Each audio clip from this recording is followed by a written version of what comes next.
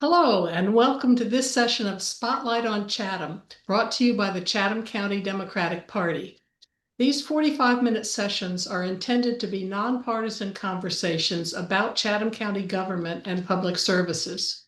My name is Vicki Shea. This session is live on June 24th, 2025, so viewers can type questions into the chat box. Toward the end of the session, the questions will be read aloud to our guests by Sue Blaylock.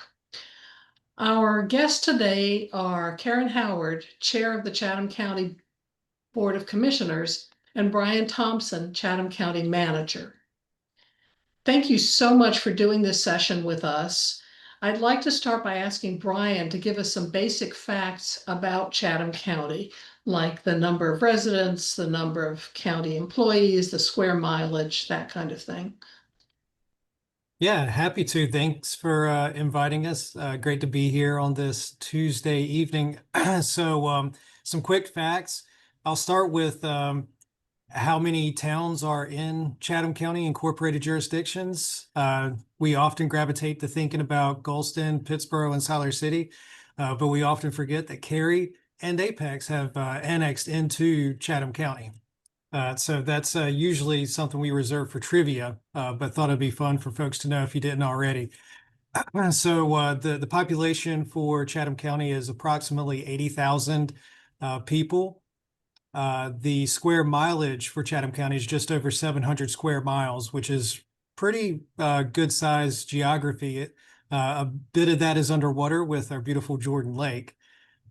Our number of employees for Chatham County, this is a little bit of a tricky one because if we say the number of employees who receive Chatham County paychecks, that number's around 700. But that also includes your sheriff's office, which is about 200 employees, which they are responsible directly to the sheriff. You have DSS, Health Department, Board of Elections, Register of Deeds. So a number of employees that receive Chatham County checks, they work through deriving their authority directly from the state in different ways, not directly under, let's say, the Chatham County Board of Commissioners and me as the manager. But 700 is a good rough number. And then with part-time seasonal employees, especially during election cycles, where we have part-time staff coming on in larger amounts, we can swell up to about 1,100 employees. And one other thing about that, I wanted to put a note that sometimes folks feel that or think that Chatham County schools employees, like teachers and their staff, are part of Chatham County's employment or our organization's employment base, but it's not. They are separate as well, and their number is about 1,200. So they're a much larger organization with all of their teachers and support staff. Trying to think of, was there another question you had there, Well, Vicky? how about the budget? How big is the budget? Well, the budget that was just adopted by the Board of Commissioners is just over $200 million, is $211 million. That compares to last year, the adopted budget was $192 million. So some movement there. Now, through the year, we had some budget amendments. So our end of year projection for current fiscal year, which is at the end of June, is 205, almost 206 million. So end of year now going into the next year, the movement is from 205 million to 211, almost 212 million. Keep it on. Go ahead. Go ahead. Oh, I was going to talk about the highest revenue streams that we have, and then some of our bigger expenses. So probably not a surprise to anybody, property tax make up the largest portion of our revenue stream. For the coming fiscal year, our anticipated revenue for property tax is $136 million. That is followed by our sales tax, which is around $30 million. And then we have a couple of others that one of them's not really a true revenue coming from the outside, but money that we have saved and are bringing in on an annual basis, and that's our transfers in. So that helps. That's money that we put away in the past to help cover current and future debt. So we're going to bring in about $20 million this year from some reserves to cover that debt obligation. And then our intergovernmental revenues, which largely are reimbursements for DSS and other programs like that, is about 14 million. So clearly property tax is the largest, and then intergovernmental transfers is about 14 million. So from top to bottom there on the top four expenses, schools. Schools is our largest single expense. Out of that just over $200 million budget, around 68 million of that is dedicated to the schools. All other departments outside of the sheriff's office is about 58 million. And then the sheriff's office itself is 27 million. So that's when you're breaking it up into those discrete, functions by departments. But if you look at public safety, for instance, as a larger function, which includes the sheriff's office, emergency management, emergency communication, medical first responders, you're talking about 45 million. So again, sheriff is 27, but when you include all of public safety, you're at $45 million. So really, schools and public safety are some of the bigger drivers to our operating expenses on an annualized basis. So I know a big hot issue right now is there was a recent property reevaluation, and the commissioners just set a tax rate, somewhat of an increase. So could you talk about how those two things work together? Sure. Happy to. I'm going to try to unpack it the best I can. So every 4 years, we have a reval. That is a reassessment of the value of real property in Chatham County. And when we do that, the simplest way of saying it is the results of the revaluation is a snapshot of what the market is doing at that time. And so it resets the value every 4 years for real property. When we enter into a reval year, we go into it knowing that we're going to be looking at revenue neutral, and then what results, out of, what the difference between revenue neutral and what the new recommended tax rate is. So revenue neutral essentially is taking today's tax rate today's the revenue that we get from today's values at the rate that we currently have, and then modify it to demonstrate to get the same amount of revenue in current year in the next year. What does that tax rate need to be? So when your values go up, that tax rate theoretically would go down and show your revenue neutral. So the revenue neutral tax rate in this reval, well, our current rate is 72.5 cents.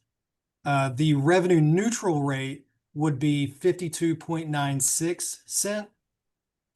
And so you could see, how much the values going up bring that, tax rate down to that revenue neutral. The what was proposed in the FY26 budget and what was approved by the Board of Commissioners is a tax rate of 60 cents.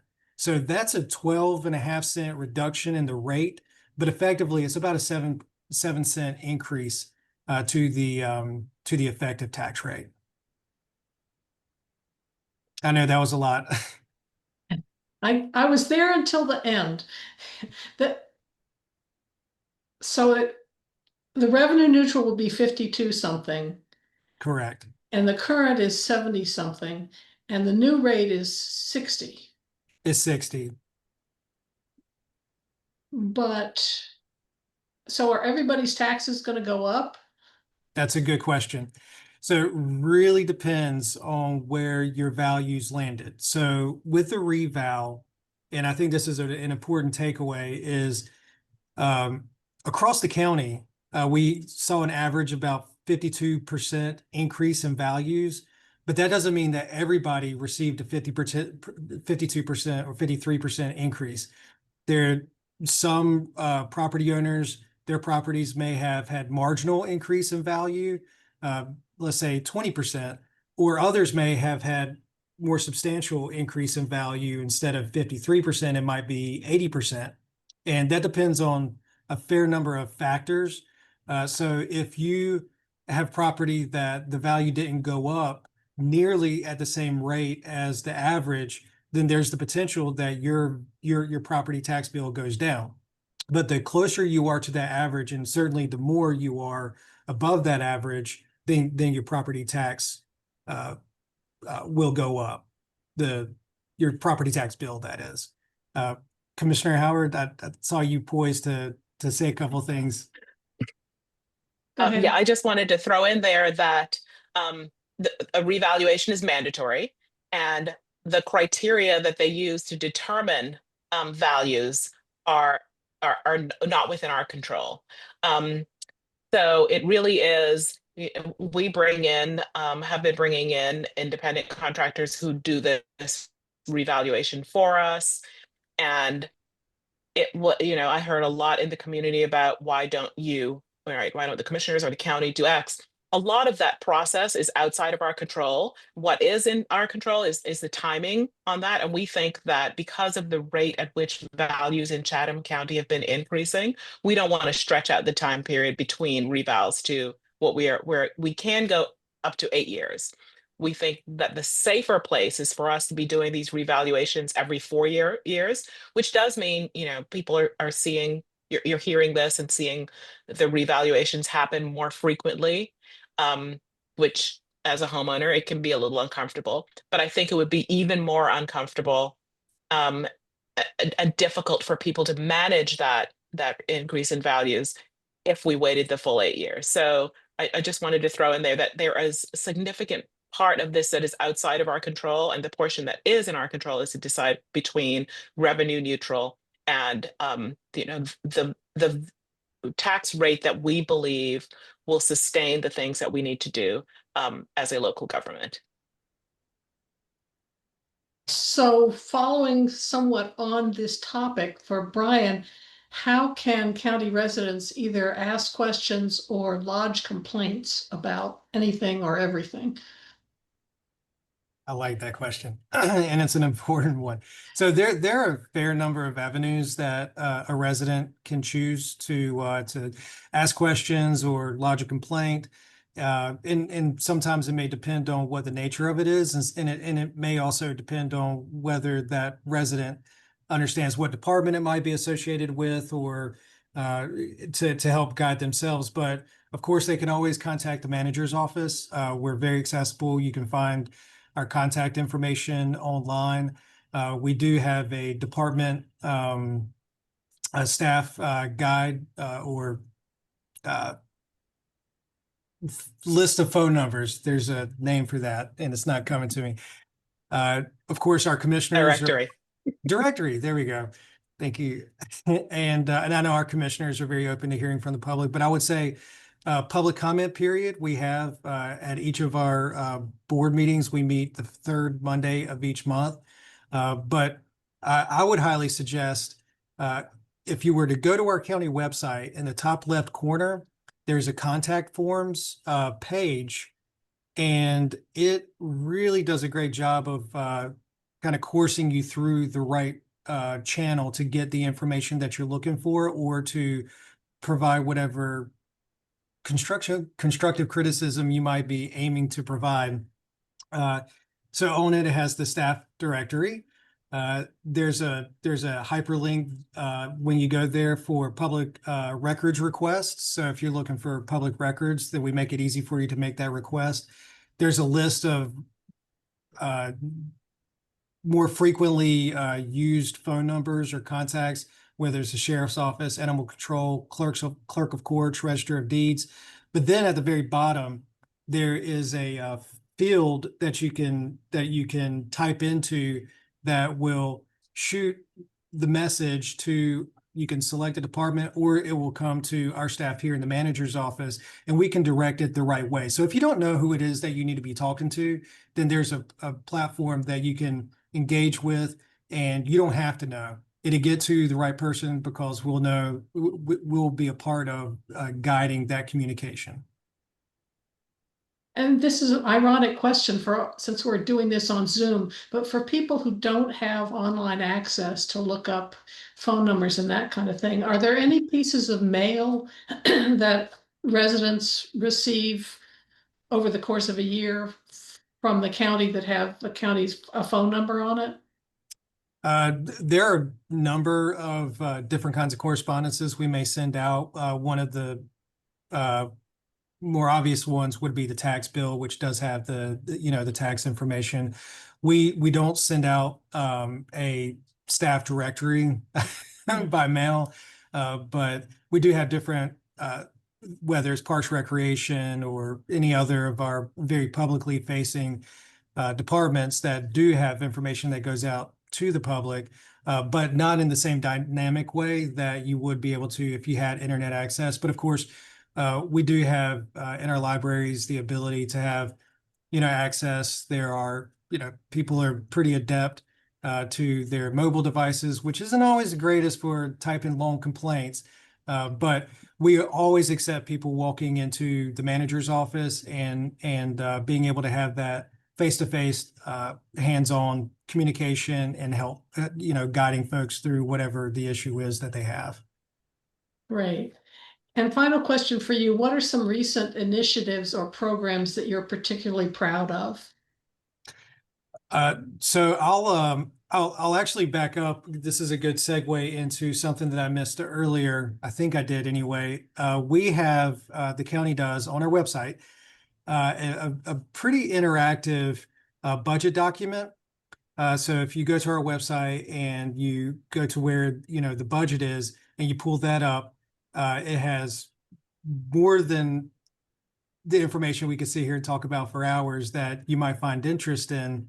But it also has an accomplishment section that lists out a fair number of accomplishments throughout the different departments of our organization that have occurred over the last year. If it has not been accomplished, we do not list it. If it was accomplished in the prior year, we do not list it. This is current stuff and something that we try to highlight through that budget document. But one thing, and I've got a couple, we are in our second year of our Farmland Preservation Trust Fund process or program. One of our high priorities is to preserve our rural character and promote agriculture in Chatham County. And by providing this resource, it allows us to partner with other organizations, but more importantly, partner with local farmers that if they wanted to put their farmland in permanent preservation easement, then we can assist them with doing that because it's a fairly costly proposition. So that is a real value add to our priorities. We in this past year adopted our Unified Development Ordinance, which is basically our land development and all the regulations like subdivisions.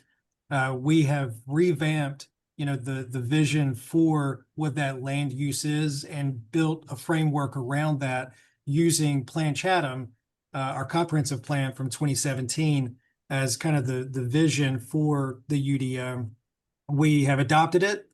We've run into some issues with some state legislation that has inhibited our ability to fully implement, but we're working with our leadership in the General Assembly to try to work that out. Other communities across the state of North Carolina are doing the same. And I would say our language access plan implementation to reduce the barriers for communicating on all levels of our operations, everywhere from frontline service directly to the people that we serve, all the way up through administration and board of commissioners, trying to close those gaps to get more engagement. And then lastly, the board of commissioners this year approved the implementation of a low income tax relief program. And we just finished our first cycle and got some good data. And our housing development or our housing director recently presented to the board some proposed modifications to that program to make it more accessible to more residents in Chatham County. Okay, let's And can turn. I throw in one that Absolutely. I'm one that super proud of the fact that we um,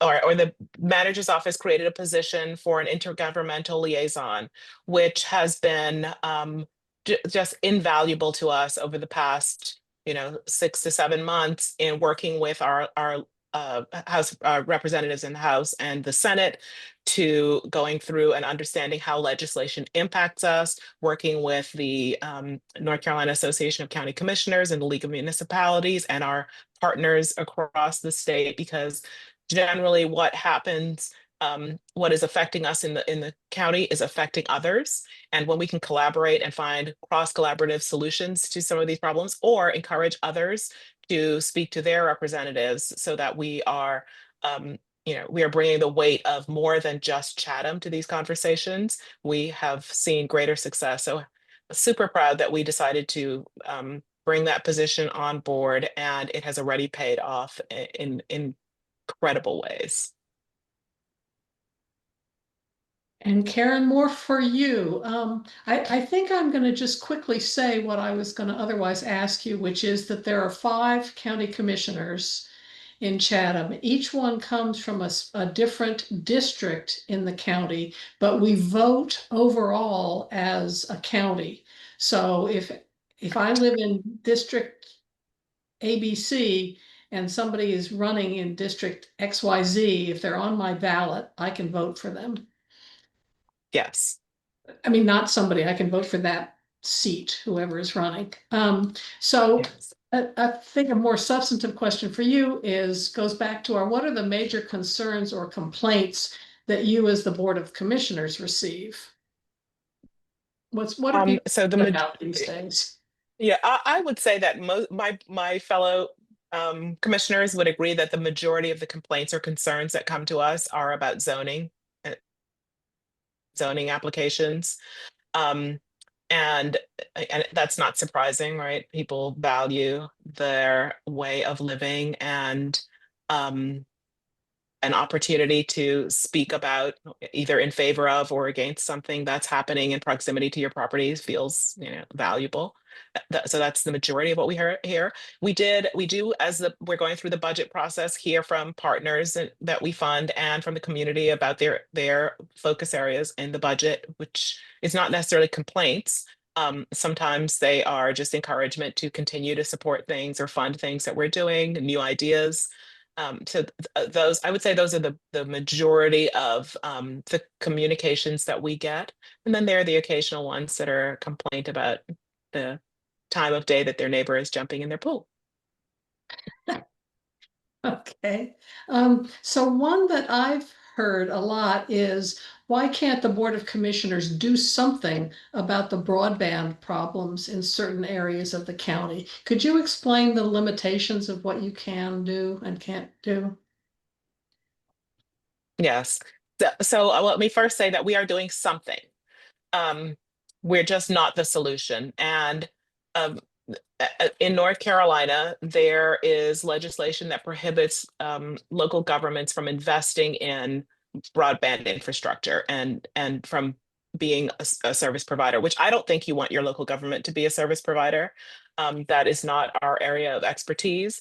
But I think that there should be some flexibility for us to um, put the infrastructure in place when development is happening, when we're doing something else, to at least put the infrastructure in place so that we can encourage a service provider to locate.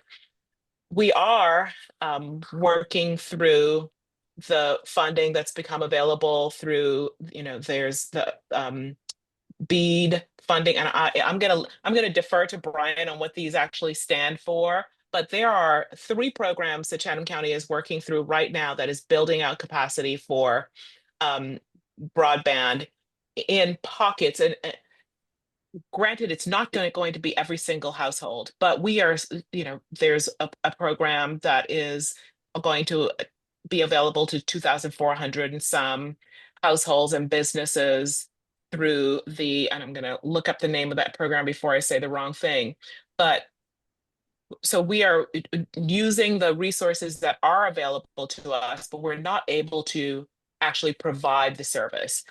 And I'm happy for Bryan to jump in, because it is actually staff has been doing the bulk of the work in working with the service providers, these ISPs, and ensuring that, that the map of Chatham County that shows where service is not available is accurate, and that these ISPs are locating in places where the need is greatest. Um, we understand as a board, we understand that they're a business, they're a going concern, they want to make money, but we can't continue to have great service in the densely populated areas, and then the rural parts of Chatham, which are the majority of Chatham, are struggling with dial-up. And we saw the disproportionate impact of that lack of access during the pandemic. We see it with where kids are concerned with educational access, and the resources. So I am going to pull up the information, and Bryan can feel free to jump in and fill in the gap. But Happy so to. yeah, there's the Rural Digital Opportunity Fund, which is serving approximately 3,450 households.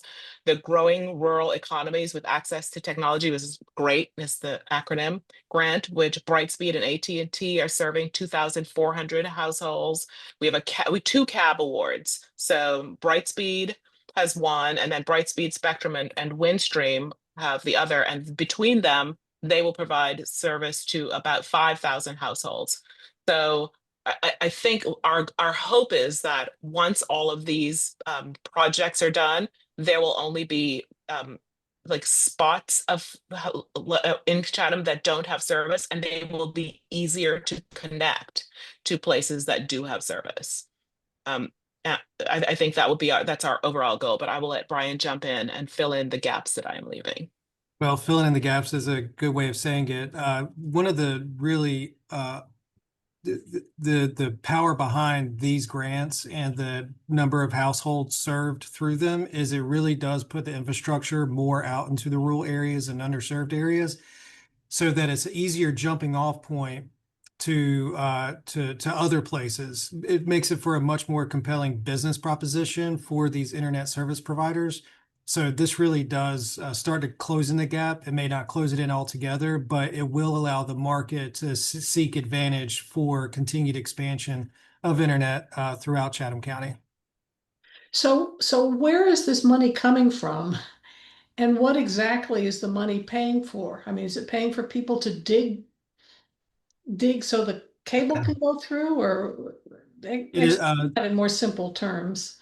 sure. So the funding is coming from a number of different ultimately different places. A bit of it, most of it really from the federal government down to the state.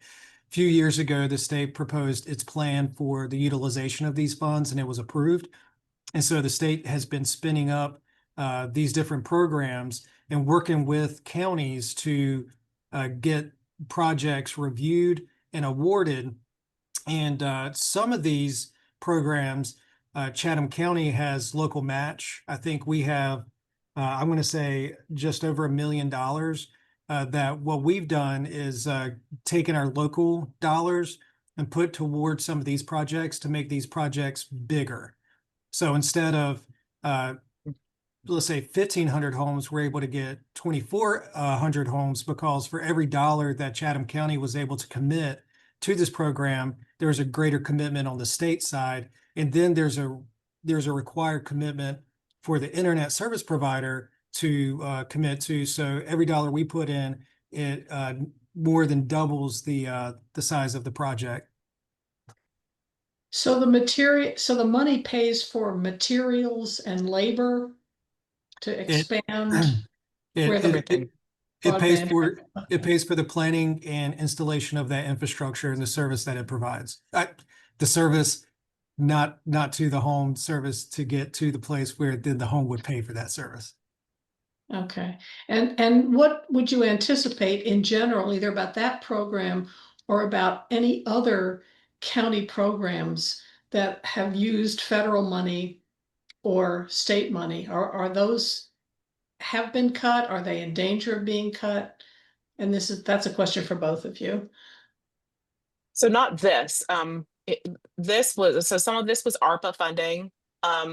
There and this is funding that has already been dedicated to these things. ARPA? Yeah. American Rescue Plan Act. Okay. Oh, I'm sorry. I'm so accustomed to yes. Yeah. Thank you, Bryan. So these programs aren't at risk.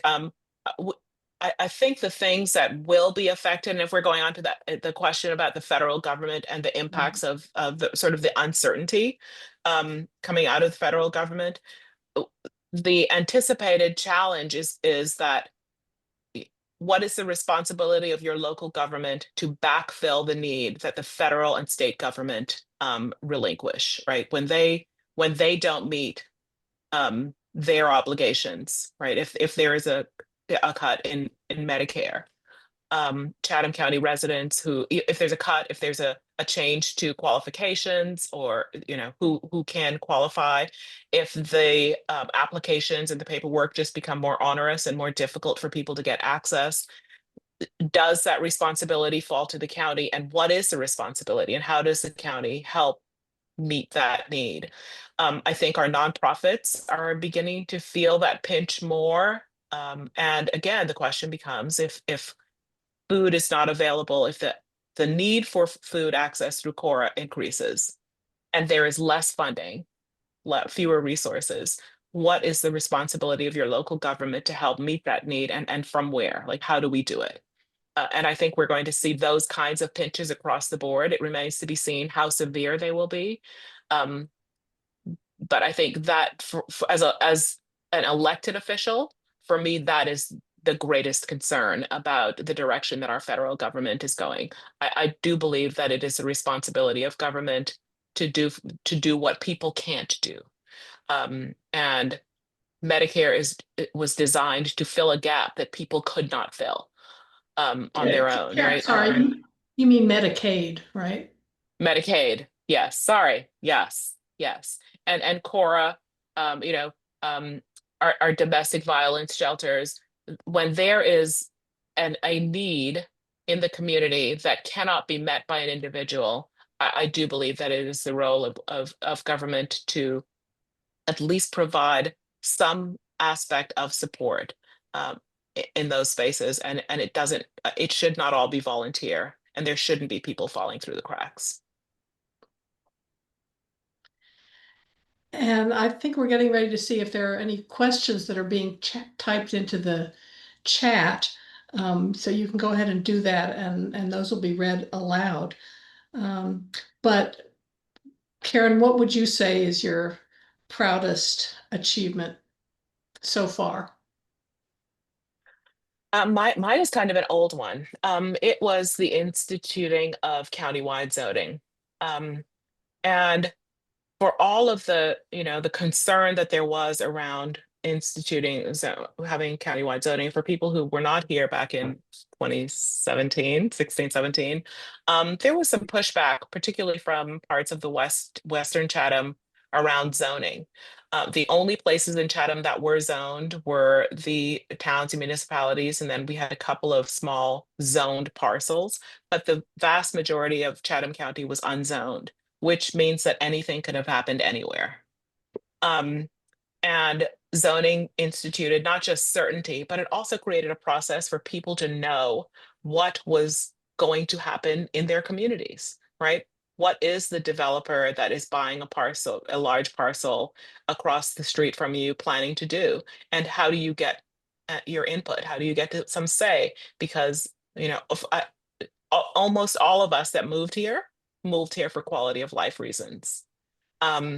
And so giving people the opportunity to speak to that and to have some input, to me was and it formed the basis for our future plan Chatham, which is now the plan that our vision for Chatham County. And it is the plan Chatham is the background for the UDO, right? So we started out with a small vision, like Chatham County needs to be zoned. We enlarged that and created a a comprehensive plan that really speaks to what should the county and what should all of the pieces look like. And then the UDO is all of the tools, and all of the things that we need in order to create that vision. Sue, do we have any questions? There are no questions in the chat. Okay. You can have one now, but I have a sort of another question related to that, Karen, which is, to what extent, what we hear is that if a developer wants to build something within the rules, and there's Edward Block is raising his hand. You need to write your whatever you want to say in the chat, please, in your screen. It seems as though people feel as though there's not a lot that the county can do, the Board of Commissioners can do to halt various kinds of development, assuming you even wanted to, which isn't necessarily the case. Is that sense of sort of helplessness, is that justified, or do you feel as though you have tools that do enable you to insist on good planning? So my fear is that if we are not able to implement the UDO, that sense of sort of not, and I don't want to call it helplessness, but there's a certain amount, a certain lack of power will be the result, a certain lack of influence. What the UDO, those ordinances in the UDO allowed us to do is to, the goal is not to stop development. The goal is to manage the development and to have it happen in a way that respects the things that we said are valuable. So tree cover, right? Protecting our wetlands, protecting our water sources, the air quality, and the tools that we developed. And, that UDO process was extensive. It was incredibly well done, engaged so many aspects and partners in our community, very thorough, very thoughtful. And it really, to me, really reflects who we want to be. And as we come towards the end of this and we're starting to talk about what Chatham should look like, these are the tools that are going to help us ensure that Chatham looked like itself in 25 and 35 years, right? I'm a newcomer, and I will always be a newcomer in Chatham, right? I moved here in 2006. And I said this earlier to someone, my responsibility as an elected official in a community that I did not have deep roots in, that I was not from, that I don't have, generational connection to, is a commitment to ensuring that I do not make or allow for change to happen in a way that makes Chatham County unrecognizable. And to me, that is what the UDO, what gives us the teeth to be able to do. And to think that developers would push back on the request that we preserve some of the natural vegetation, right? Most of them come here and say, oh, what a beautiful place, right? What a great place to build homes. So respect that, right? You're coming to a place where you're going to bring your business or your people, and they're going to become a part of this community. Why not make that happen with some integrity and with some respect for who and what was here before you came? And also, we were thoughtful about development does have to happen. We have a housing affordability problem, and we're not going to fix it by saying no one can build multi-story apartment complexes and we can't have any density. We have got to have some density. But I think we should have some control over where that density is, what it looks like, what is preserved around it. I've been very big on saying that, if you want to ensure that people who don't have a lot of resources have good outcomes, make sure they have some trees in proximity to them. Make sure there's a park, that there's somewhere for kids to play in a puddle. Don't build great big gray buildings with parking lots surrounding them and no trees, no gardens, no access to parks and libraries. Build a community that respects people and you will have better outcomes. And for me, that's why I do this. That's what I believe our responsibility is to the people that were here when we got here. And that feels like my responsibility to future Chatham, that people can still move here and say in 30 years, wow, what a beautiful place to live, what a beautiful place to move, and hopefully be able to say, and I can afford to. Someone has written in the chat, sorry, when will we see some real affordable housing in Chatham? Well, I think when we can when we can work with developers who actually believe in affordability, and there are developers who do, we have developers who are willing to work with the nonprofits that will ensure that houses, remain affordable for the duration. We're not saying that we want to build cheap homes. We're saying we want to build affordable homes. And we want that to be something that people can value and hold on to, and that becomes generationally valuable to them. But at the same time, that isn't something that government doesn't build houses. And I think you wouldn't want local government to be in the business of building homes.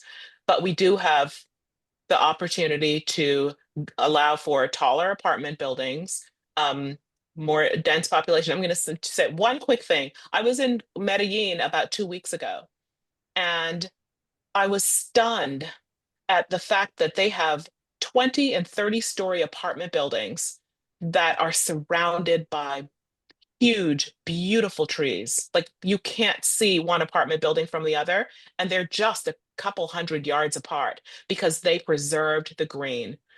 You can walk anywhere and stay shaded.